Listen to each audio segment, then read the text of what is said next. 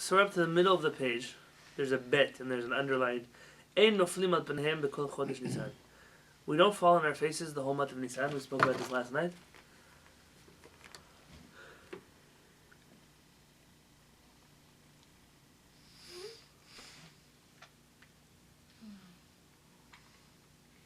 What if you sleep face down? That's okay.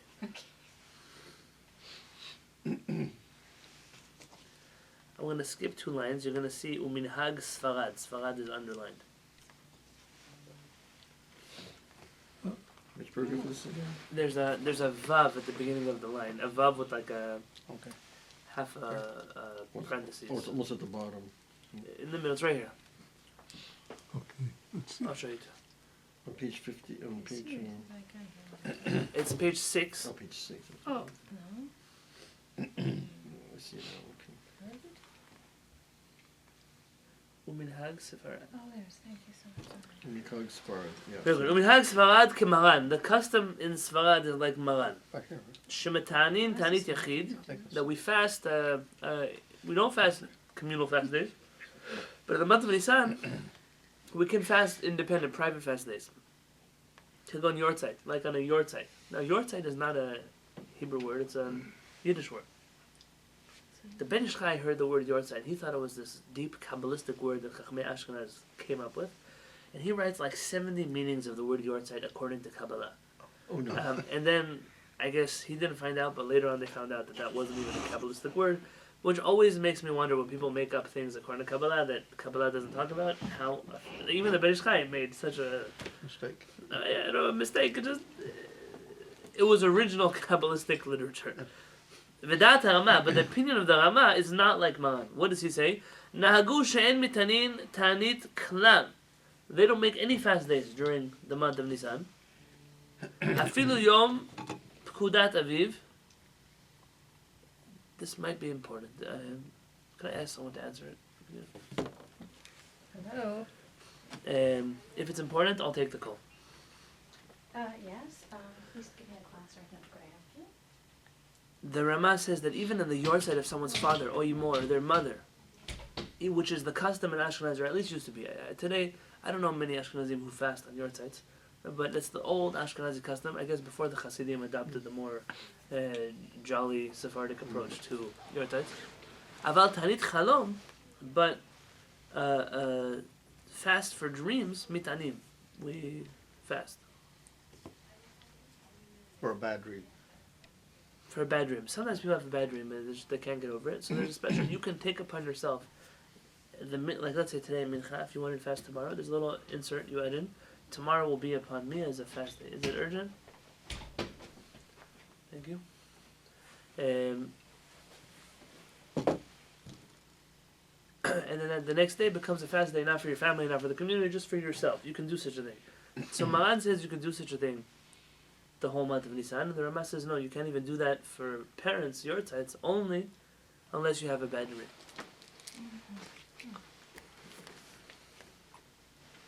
If you have a bad dream about the art side, you have it all covered.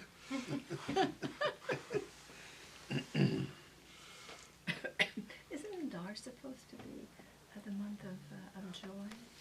So why are these rules not applying to Adar? A month of joy is a rabbinic month of joy. Adar is a rabbinic month of joy, but Nisan is a biblical month of joy. Ah, okay. This is like Yeah. the real deal. Okay. This is a question. What about the fast day? Let's say someone gets married in the month of Nisan. In many communities, Sephardic and Ashkenazi, even though today the prevalent custom in Sfarad is that we don't fast on the day of our wedding, but there are Sephardic communities that had a custom like Ashkenazim to fast the day of the wedding. Does one fast on the day of the wedding that falls out in the month of Nisan? No. Like you'll notice a lot of people try to get married on Rosh Chodesh, they don't have to fast that day. So can you do the same thing? Like I'll get married in Nisan, so I can't fast. What's the status of that fasting? Voluntary, right? It is voluntary. And so interesting enough, the Kaf HaChaim, who's a Sephardic rabbi, says that a bride and a groom don't fast on their wedding day in the month of Nisan. V'dat HaRama, but the opinion of the Rama and the Mishnah Berurah Ken mitanim. They should fast even during the month of Nisan. That fast is very important. And it's like a once in a lifetime opportunity fast. And therefore, if you're Sephardic and your custom is to fast on the day of the wedding, and you don't want to fast, do it in Nisan. But if you're Ashkenazi, even the month of Nisan won't help you. So the only way you could get off, perhaps, is doing it on Rosh Chodesh, and then you have no choice. Okay, is this a 12-hour fast or a 24-hour fast? It's a sunrise to sunset Okay, fast. 12 hours. Yeah, in fact, yeah. I wonder Ashkenazim who get married in the daytime, let's say a 3 o'clock wedding, I'm assuming they break their fast Right for the wedding, right? at 4 o'clock or whenever the chuppah ends. Yeah. Yeah. They don't wait till sundown. Yeah. Is that true? I don't know. Well, I mean, what's the purpose of the fast? Unless it's To traditional keep fast them at 3 o'clock the day going till their before. wedding. I That'll don't be know. 24 hours. It's an interesting question. Why do we fast? Why would they fast? It's like their own Yom Kippur. Their life is starting over again now. So it starts over once they get married, so then you wouldn't fast. Interesting. It seems like the custom is that they eat right after their chuppah. Yeah. I went to a wedding with Chabad, A daytime wedding? a daytime wedding, Okay. and they had their sip of wine under the chuppah and then went right in for dinner. So that seems to be what most people are doing.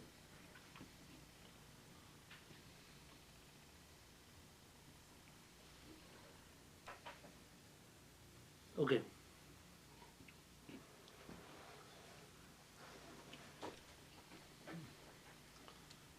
Never heard of this custom.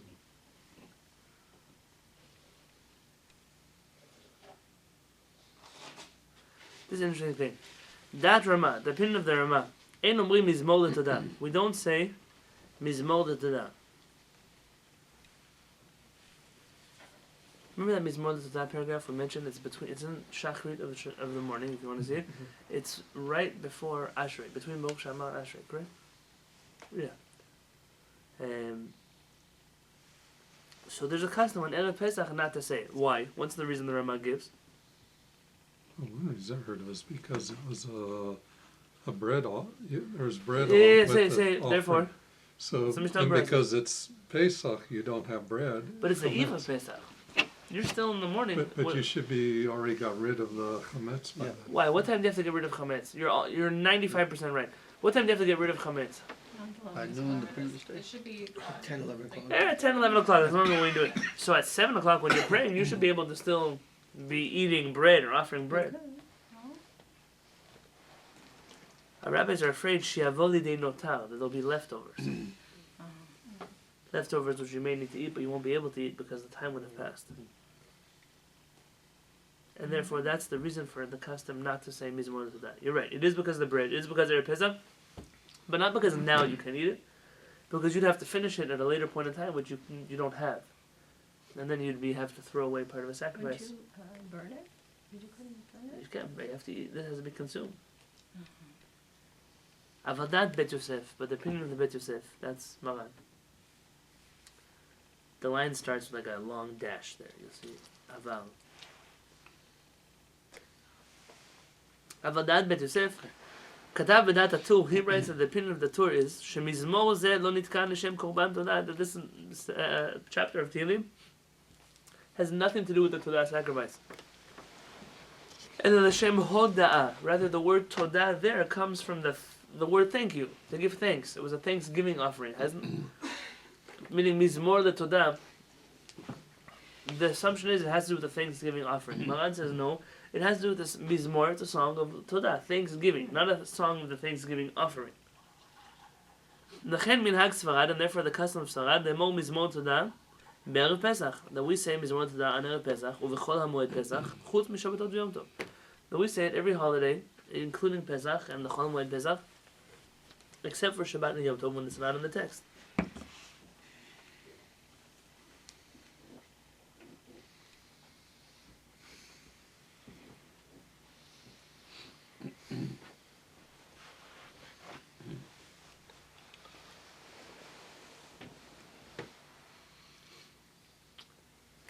Right? So then the next halacha in Shulchan Aruch, and if you want to look in Sephara, you can. It's going to be Shulchan Aruch, Orach Chaim, chapter 430, or I could just read it. It's one line. Shabbat shlifnei Pesach, and it's here. It's in Repair's notes. You're going to see Siman Taf Lamed, Shabbat Hagadol, the Great Shabbat. Anyone know why it's called Shabbat Hagadol? Why is the Shabbat before? What's the Shabbat before Yom Kippur called? Say it slowly. Okay. Shabbat what? Shabbat Teshuvah. Teshuvah. Everyone says Shabbat Teshuvah because they assume it's Shabbat Shuvah. Shabbat Shuvah. Shuva. Why Shuvah? Return. Return. Yeah, but Teshuvah means the same thing. So why am I nitpicking here? I don't know. Is that a spider hanging over? Oh, there's a big Yeah, there's a daddy big long daddy. nose Okay. right there. Ash's favorite things.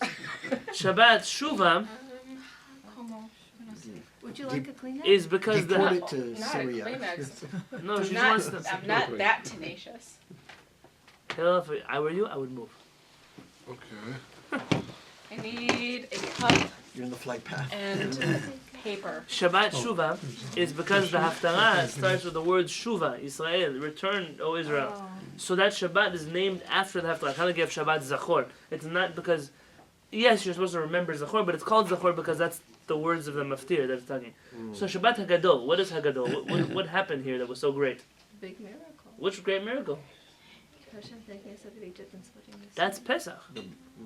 But this is before Pesach. Exactly. Bechorot. The fast. That's in the Eve of Pesach. Yeah. I didn't know the answer to this question for a very long time. It's a very Oh, the big thing. splitting of the It's sea? because it's That's No, happened that's on 7 days Pesach. later. Right, that's the seventh day. It's before Pesach when we were free. We saw these miracles. Where'd it go? We got we he's- got he's the Torah, making and we became a nation. Maybe just It's huge. they let us go. Like you said, get out of here. But this is before Pesach. So let's read it together. Yeah. Okay. By the way, so Maran writes, Shabbat shelifnei Pesach, korin oto Shabbat Hagadol. We call it the Great Shabbat. Mipnei hanes shena'asa bo, because of the miracle that happened on that Shabbat. I don't know. What happened on that Shabbat? We're going to read it right now. Oh. Oh, forgot. What? Scratch the brain. Now he writes here the Ramah, which, let me see if it doesn't quote the Ramah on the next page, and we'll leave it for that.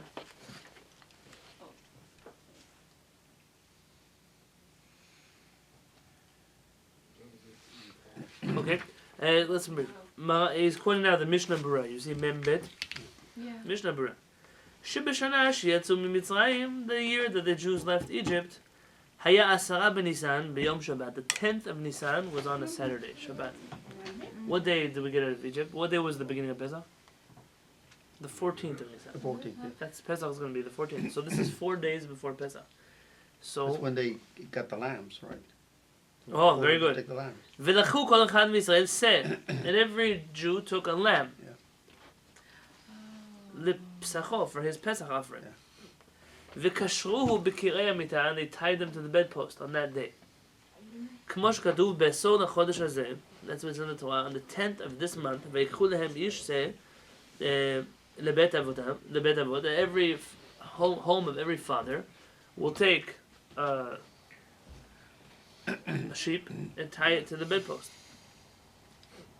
והמצרים ראו, and the Egyptians saw this, ושאלו, למה זה לכם? What are you guys doing? והשיבו לשוחטו, we're here to slaughter them. L'shem Pesach, in honor of the upcoming holiday called Pesach. במצוות Hashem עלינו, because Hashem commanded us to do that.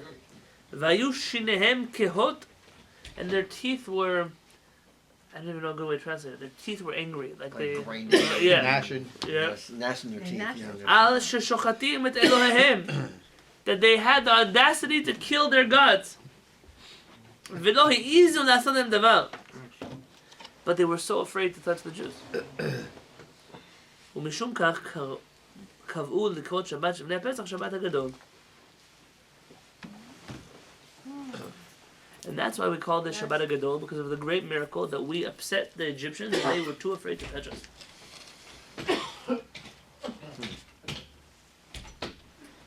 That's the Haggadah. That's the Gadol. That's what is the big thing that happens here. So maybe it's one of the miracles that ushered in all the other miracles. Was I think the first of the great miracle. It could be. So we say that, but that Shabbat before Pesach has significance, which must mean it has even more significance when it actually falls out on the 10th of Nisan. It's interesting that a rabbi instituted that instead of on the 10th of Nisan, whichever day it would fall out, like instead of the Monday Haggadah, they chose just the Shabbat in general to be whatever Shabbat before Pesach, even if Shabbat itself is going to be the eve of Pesach. And then he writes here, to look in a different midrash, and then in the Zohar. Parshat B'Shalach for more information. We're on the top of page 7, so you're going to go to the next page.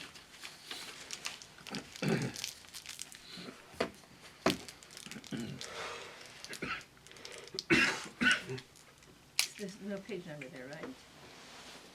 It's in the upper left-hand corner. Actually, we're not. You mean 7 of the PDF, right? Yeah, it's 7. It has a page number right there. I actually don't know what number. It's probably 8 of the PDF. But I did guess. 8 of the PDF, yeah. Actually, this must be page 7. So let me see. This is about the fasting. How many firstborns do we have here? Who fasts here firstborn? One? Well, yeah, that's what we're going to discuss here. There's only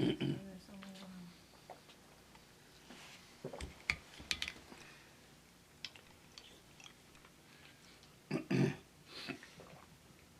Okay, why not? It's interesting how to study. This actually goes in a different chapter. This is not in order. So this goes to chapter Taf Samech Tet, which is 469. If I'm not mistaken. Yeah.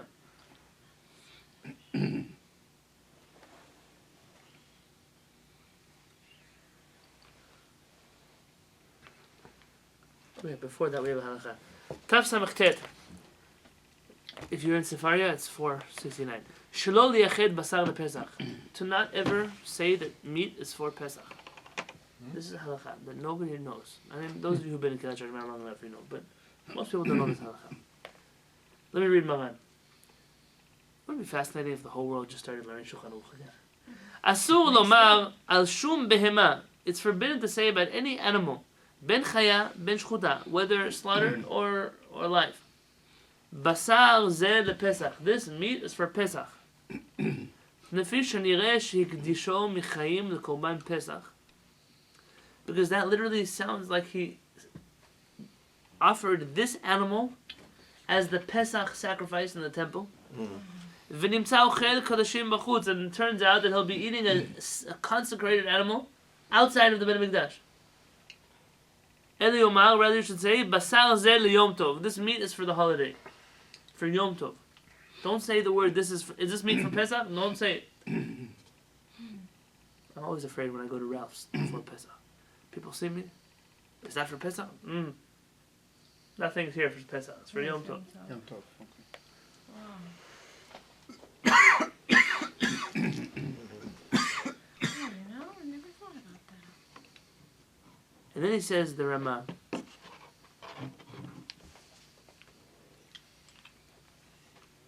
Okay, that's the Ramah here is not a relevant case. That's Mahan ends. Aval mutar lomar chitim elu lePesach. But you could say these grains are for Pesach. You could say such a thing. Just the meat. Just the meat. You have to be careful not to say. So now it's a question. What kind of meat? Meat. Any meat that would be offered in the temple. Is chicken part of the meat? Fish? Well, what are you not allowed to say it about? So here are the details on page 7 here, which is 8 in your PDF. How we extrapolate off lamb. From there. Yeah. So Mishnah Berurah, he's going to quote under those underlined lines. Mishnah Berurah. What happened? It keeps going up. Unfortunately, I don't know why. So on page 7, page 8. Page 7, right. Mishnah Berurah. Asur lomar, it's forbidden to say basar zeh lePesach. This meat is for Pesach. Lechatchila. Says the Mishnah Berurah, this is not. It doesn't invalidate your meat. This is only lechatchila. It's only on an ideal level you shouldn't say it. Avad b'diavad, but if it happened and someone said this meat is for Pesach, en so we wouldn't prohibit that meat. En so basar b'achila, we wouldn't forbid you from eating the meat of the animal that the person said this is for Pesach.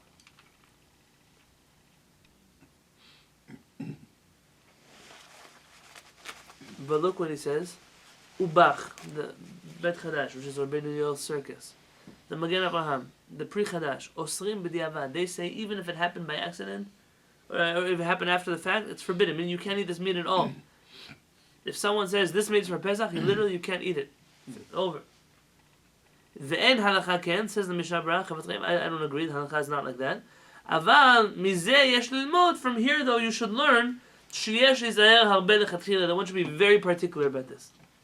So even though, says Mishnah Berurah, that his opinion is that you're not going to lose your meat if you slip up, but still, it's a really big deal because there are rabbis who say that it would prohibit the meat from being consumed. V'tam hadavar shechmiru b'zeh. And the reason why our rabbis were so strict about this, mishum shakorban nikra Pesach. Because the sacrifice itself was called Pesach. It wasn't called a korban Pesach. It was actually called Pesach. When you say Pesach, you're not referring to the holiday. The holiday is referred to in the Torah as Chag HaMatzot. The sacrifice is called Pesach. We say in the Haggadah, Pesach hu Hashem. This Pesach is for Hashem. We refer to the meat. And therefore, it's not like other sacrifice where you can't say thank you for the meat because thank you is like the Thanksgiving offering. No, they're not going that far. Rather, this sacrifice is actually called Pesach. Yeah, that makes sense. And therefore, our rabbis were very particular about this. I think Zarley knows that. And the Mishnah Berurah adds, Lo yomar lechavero. A person should not tell his friend, or the ishtor, his wife, Tzle, li zera lePesach. Roast for me a shank bone for Pesach. O kneli basar lePesach. Or can you buy me some meat for Pesach? Don't use those words. I saw once an Ashkenazi rabbi wrote saying that because Ashkenazim say Pesach, Pesach is not the real word, it's Pesach. And because of that, it's not such a big deal. I don't know. I think when an Ashkenazi person says Pesach, they're referring to Pesach. That's So it's with the 3 dots. right. It's with the 3 dots. It's Pesach, the holiday of Pesach. That's what it's spelled, Pesach. But everyone says Pesach for some reason. It's like Rabbi Pesach Krohn. Krohn. I think he actually spells it though. P-A-Y. Yeah. Yeah, P-A-Y. I see. The Mishnah Berurah says that Maran dafka ma shekara v'gabei mizbeach. He says that Maran's opinion, the reason why Maran only says behema, like livestock, is because he only says this halakha only applies to something that would be offered in the temple. But v'yesh machmirim, there are those who are strict, gam alofot v'dagim, even by chicken and fish. Shefshar sheikdisham l'dmei l'dmai v'damar lePesach v'fikach tov l'zeher. It could be that when a person is for Pesach, he doesn't refer to the Pesach offering, but the consecrated for the Beit HaMikdash. And therefore that could apply to chicken and fish, even though we don't sacrifice chicken and fish in the Beit HaMikdash. It still is a good thing to be careful and not to say about chicken and fish. Though Maran doesn't mention chicken and fish, he only mentions animals. So definitely like beef, that we're talking about lambs, a person has to be very careful. This is one of those halachot you can put it in your belt and say, nobody else knows this halachot. It's true. And when I first read this halakha, I said, what? Is this true? And he said, yeah, it's kind of like the washing your hands for wet things. I'm like, what? Who said this halakha? A lot of things that happen from not knowing halachot. The next siman.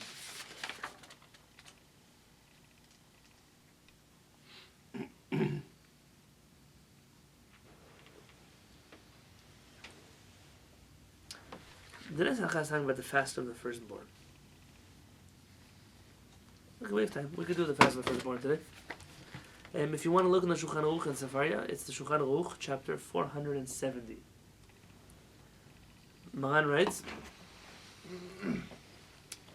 Habchorot mitanim be'erev Pesach. The firstborns fast on the eve of Pesach. Ben bechor me'av, ben bechor me'em. Regardless of whether you are a firstborn to your father or a firstborn to your mother. Here, a firstborn is a firstborn. How could he be a firstborn to a father or to a mother? You pair the parents are remarried. Yeah, it's simple. V'yesh mi she'omer, and there is someone who says, there's a rabbi who says, he quotes a Ashkenazi tshuva, he says, b'shem Sefer Haggadah. Normally when Maran says Ashkenazi tshuva, he's referring to a rabbi called the Maharil, from the Luria family. And there is someone who says, Shafilu nekeva bechora mitana, that even a firstborn woman fasts. Really? And the Rama adds, ve'en haminhag ken, and the custom is not that way. Oh. So yes, it's mentioned. Remember, there's a rule. When Maran says something simply, and then he adds some say, which one does he follow? Some say? No, he follows the first opinion. Only when there's some say this and some say that, he follows a second some. But if there's a simple halakha and then he says, but some say, he doesn't follow that halakha. So the Rama is also telling you that even though it's found in an Ashkenazi tshuva, for Sfaradim we already knew we didn't follow this halakha. He's saying for Ashkenazim also this halakha doesn't apply. That's why he's adding a note here. But he said first that Women do fast. I says, but some say no. No, he says only men fast that are Okay. firstborn for a father and mother. Okay. And some say that a firstborn female also fasts. Oh, I got you. And then he says, but that's not the custom. That's what the Rama adds. Okay, sorry. What is going on in this halakha? In Rav Peretz's notes, in the middle of the page, it says Aleph in half a parentheses. Why do women have to fast? Shehem sovrim shemakat bechorot hayta gam alehen. The opinions that say that a woman has to fast are because they are of the opinion that the firstborn plague happened to women also. Mm. Oh. And this is their interpretation of the Chumash. And because of that, it follows through into the realm of halacha that they demand also from firstborn females to fast. Is that the custom today? It's not the custom today. I've never seen, not in Ashkenazi or Sephardic circles. Have you seen this before? No. No, I haven't seen it But either. if they're saying that, the firstborn of everything, so why did we adopt a custom only for men to fast? Because the tradition teaches that only the men were killed in Egypt as the firstborns. But they're saying no, women were also killed. And that's true, then according to that interpretation, then really women should fast. It doesn't say in the Chumash that only women were killed, only women were spared. It said everybody, every firstborn of everything. Doesn't it? Well, it's the argument, I guess. I guess that's what they're arguing about. Yeah. And it says, "V'chein minhags, k'adav Ramash minhag Ashkenaz, lekiva b'chol lo mitana." And the Rama wrote that in Ashkenaz the custom was that firstborn a woman do not fast. V'chein minhag Sfarad, and that is the custom of the Sephardic Jews. Then who is saying otherwise? What? Then who would be saying otherwise? There's this Ashkenazi tshuva that quotes a book called the Agudah. Mm. And that book is saying, did I say Agudah? Yeah, that's what I'm saying. So I guess it wouldn't go against halacha, wouldn't be breaking anything if a woman did decide If she to. wanted to fast, yeah, it would just be fulfilling that stricter opinion. Okay. Now, the reason Vatam Shatorah lo nitnat l'shat bechora, the reason why the Torah, the reason is that the Torah did not give the obligations of a firstborn to a woman in any situation. I mean, if a firstborn woman does not inherit the way a firstborn does, so on and so on. Meaning, why would she have to fast for something if she doesn't even get the benefits of being a firstborn? Well, but didn't The daughter, I'm not talking about daughter tzlufcha, just about the very good. V'tam tzom b'chot, and the reason why people fast in the first place on the eve of Pesach, zecher lanes shenitzolu u'makat b'chot, because of the miracle that they were saved from the plague of the firstborn. The u'makat b'chot hayta lekulam, but the plague of the firstborn was on all firstborns. Lachen gam b'chol me'em, meaning firstborn from father or mother. Halakha bet u'lefi zeh, and because of this, then he has underlined yotzei dofen. Somebody who was born through a C-section. Oh. Do you know why the word yotzei dofen is used? Yotzei, what does yotzei mean? Come out. To come out. What does dofen mean? You do know, you just don't know that you know. Yeah. What is the word for a wall of a sukkah? A dofen. Dofen. Defanot. The baby who came out of the wall of the stomach as opposed to through normal birth. Cesarean. So cesarean section is they cut, it comes out of the side. That's what it means. In Hebrew, this term yotzei dofen, Israelis don't even know why. When you want to say something is unusual or something is peculiar or something is out of the ordinary, you say it's yotzei dofen. Like that performance was really out of the ordinary. Yotzei dofen. Why you? Yes, Israeli. Why do you say that? I don't know. They don't know that the Talmudic origin of that expression is talking about a C-section. Maybe that's how we say off the wall in English. Maybe it's That's right. from that, so. It's real similar. So the firstborn that comes through a C-section doesn't have to fast. Because he's not really a firstborn of the womb as the Torah refers to it. What about the one that comes after him? So let's say he's born through a C-section. The next one is about C-section, right? Like no Yeah, pedion very and good. stuff like that. Exactly. He's not a What did you say? firstborn. No pidyon ben. There are a lot of things that happen with a C-section. Really?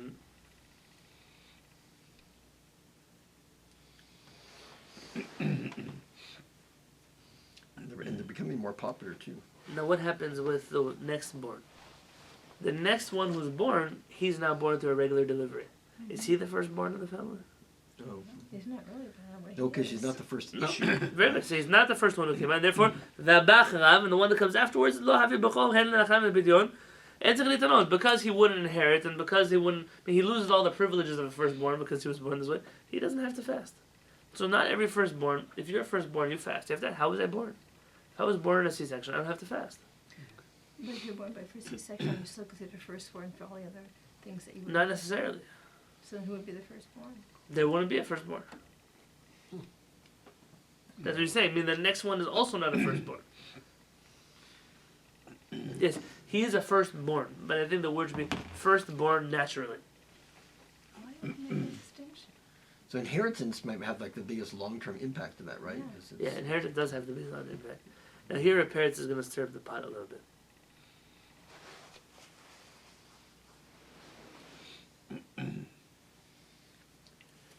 Peretz brings an opinion that says that no, maybe he does have to fast. Which Maybe he one? does. The one that's a C-section. Okay. And even though he doesn't inherit like a firstborn, but for a fast, maybe he does because all the firstborns were saved. Maybe he was included in that category. He brings the opinions.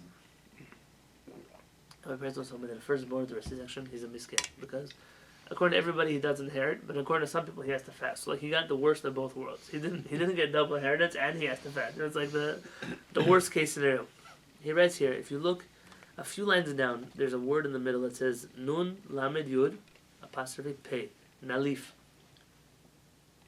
This one? Yes. Oh, okay. Did we Nalif. split this hair for the Egyptian firstborn? On I don't know. I've never seen a running commentary that discusses like were they C-section there's a or section then where maybe they were what practical difference would it make for us? like less of them killed, less of them. I guess for counting, it's an interesting question. If the Jewish people who are, if this person was born through a C-section, and it was the time before the Kohanim were chosen to be Kohanim, really was the firstborn, would he be a Kohen firstborn, or would he just be not a firstborn at all, even in that regard? How could it be a firstborn? Nalif stands for, Nalif literally means in Aramaic, let us learn. Nalif. But it's also the acronym for Nirali, it appears to me, Yaakov Peretz. And so that's, whenever you see this, most people just think it's a random word. Which letter is that? It's right here, this Oh, Nalif. Nalif. Whenever I see that phrase, I always know that's for Peretz giving his own opinion. But most people don't know that because they don't know how to use the notes. Nalif, it appears to me, Peretz mistaber biachas latzom. It makes sense to me that in regards of to the fast, yesh lakel, you should be lenient. This is a very lenient fast, anyways. Oh. V'lo yitaneh, he doesn't have to fast. Ava, but. Ata nowadays, shemishtatfim b'siyum, masechet, ostan mitzvah. Every minyan you go to, they're doing a siyum or something so that people can eat afterwards. It would make sense that a firstborn, regardless of how he was born, should go and be part of that siyum just to fulfill the opinions that say not. Meaning it's not. You're a shakrid anyway. So what do you care if 5 minutes later you stick around to hear the siyum? Yeah, that's fine. Upashut. I once had a person call me the eve of Pesach and they were freaking out. They didn't have the siyum. They missed it. They needed someone else. So what do you want to do? Like, you want to finish a whole tractate again now in the next 20 minutes while I'm burning the chametz? Like, what can I do for you? I'm sorry that you missed it. Then I said, let me ask you a question. Were you born a natural birth or a C-section? They called their mother, call me back. I said, no, you don't have to fast anyways. It's okay. Which they didn't like because they've been fasting all these years. Or not fasting. I guess they've been not fasting all these years and they're upset that this year they were not fasting because of this year. Maybe they would skip synagogue.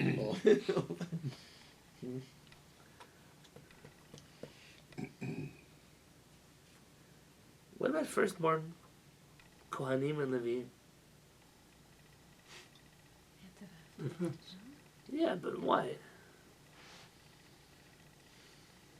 Bechorim, Kohanim ולוויים צריכים גם כן להתענות. They have to fast also, says Mishabah. ואפילו אם היו רק בכורים מהם ונמצא דינם בכורים לנחלה ולפדיון, even if they're Kohanim and Levim and they're firstborn from their mother, which means they're not inheriting double. Afilu hachi bechol mikra, even though they're still called firstborns that require fasting. That's tough. Does everyone know that a firstborn just from a mother counts as a firstborn? Do people know that? I thought so. Like What do you like mean? artificial. No, meaning if two people got married, there's a second marriage for one of them. Or if she's a widow. Or if she's a widow, yeah. Meaning one of them had children already, another one didn't. Regardless of who's born, it doesn't matter if you're firstborn for a father, for a mother, you're considered a firstborn in terms of fasting. Well, here's the thing. For Oh, a woman, like for new families, basically, like reconstituted families. Correct. Each So- parent could have had a couple of kids. Now they've gotten together with this new partner, and that baby is first. Correct. So you have three. It has Could to But I don't know that everyone knows that. Oh. could also have three firstborns then. How do you have three One firstborns? from the father, one from the mother, and one then. I mean, No. they each come from No. children. They each come with. Ash, explain, please. it has to count with womb because it's the baby that first opens Right. the womb. Well, so that's right. if it's the father, it's always going to be the firstborn if it's the woman's firstborn also. Yes, you only have two firstborns. Wait, you have. This woman has two kids. The father has two kids. They get married and they have their own children. Fifth So, child. Yeah, but yeah. Okay, so That second marriage that both of them had children already, yeah. that's not a firstborn. It's a woman's first Oh, child. It's that either a is- man's okay, first got it, child yeah. or a woman's first But child. if it's Okay, a something- man's okay, first got it. child, No, I got it. no, it It- might it- not always be a woman's first child. Right, in terms of the fast, that's considered a firstborn. Okay. So their fifth child is not a firstborn to either one of them then. The fifth child. Well, they have two and Oh, three. okay, I got it. Yeah, Okay. definitely not a firstborn. You're correct. Okay, sorry. Okay. Oh no, I'm thinking. Never mind. I was wrong. Right. Because I'm thinking of the reclaiming. HaRav Peretz talks here about like It's miscarriages and babies that die young, and if Chas Shalom that's relevant for a person, they can ask that question. I don't want to teach them the laws of mourning and those kind of things.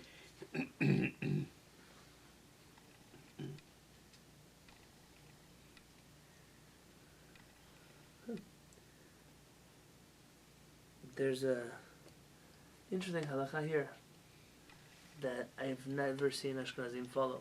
So I hope, in this sense, they all became Sephardic. It's a good. Why? This fast is not a strict fast. They're just important to know these halachot. Let's read through this halacha. Im chal erev Pesach b'Shabbat. What if the eve of Pesach is a Shabbat? Like, not this year, no. Saturday night is the first Seder. Really? No. That's not this year. Imagine there's a Pesach where Saturday night is the first night of the Seder. Okay. So Shabbat is the eve. Yeah. Maran says, Yesh omrim shemitanim habechorot b'yom chamishi. Some say that the firstborns have to fast on Thursday. V'yesh omrim she'inam mitanim klal. And some say that they don't fast at all. Meaning once you lose out that Erev Pesach, it doesn't apply this year. Says the Rama. Okay, let's do the Sephardic rule.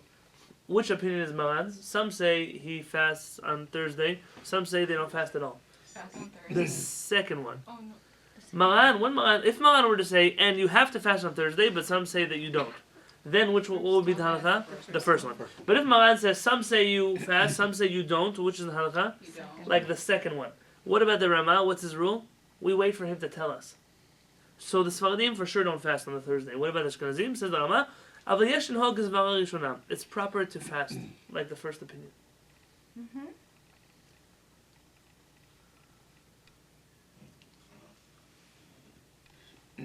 They want to hear another Ashkenazi stringency? ונוהגים כשהאב בכור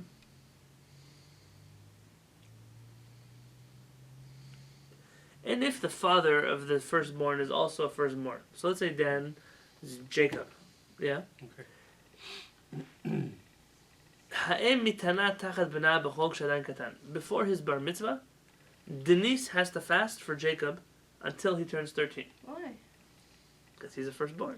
But he doesn't have to fast, he's not bar mitzvah. So one of the parents has to fast. But because he's already fasting, you can't kill two birds with one stone. So he has to fast, and she has to fast. Oh. Well, Is that the Ashkenazi? Yeah. Or Sephardic? The Ashkenazi cut. I'm reading for the Ramah now.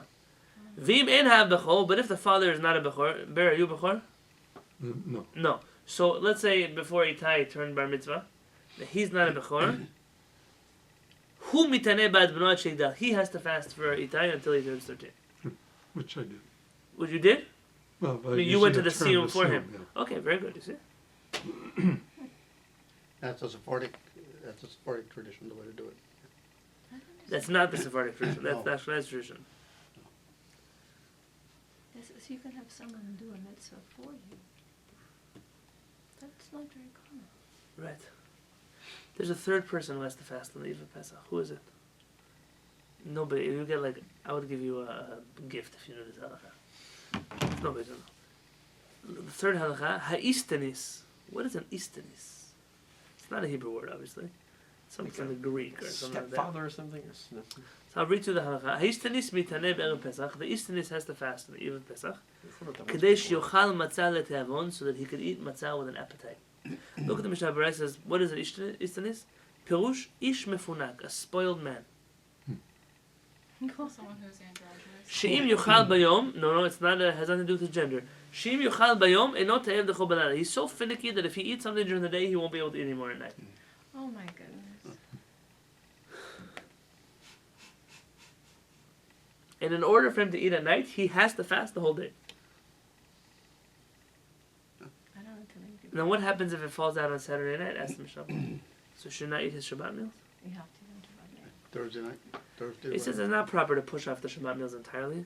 Rather, you should eat a very little bit that fulfills the obligation of eating the meal, like an olive size of bread, and that's it. Oh, really? So it said that it's the fast of the firstborns, and if you follow the first opinion, also firstborn females, and the fast of the firstborns and those who are finicky, picky people, spoiled people.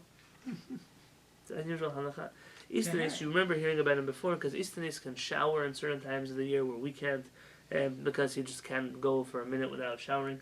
Which some want to say that today's people who shower once a day, twice a day even, they are considered in the category of Istanis. I mean, olden times people showered like every month, so a person who needs to shower every day is an Istanis. I mean, we use this halakha today about people who have modern needs and necessities. Modern hygiene. Right. This particular rabbi allows a morning, for example, and it allows in the 9 days. Sometimes you'll hear this term Istanis. But here, at this point, you could tell a person who's very picky, tell him, nah, you might have to fast. You keep up your behavior. I'm going to tell Haggadah. You keep up your behavior. He's a firstborn anyway. You keep up your behavior, and You better fast. you better fast. Everybody should have a beautiful evening. We'll continue, God willing, on next Monday. And Thursday was the class, right?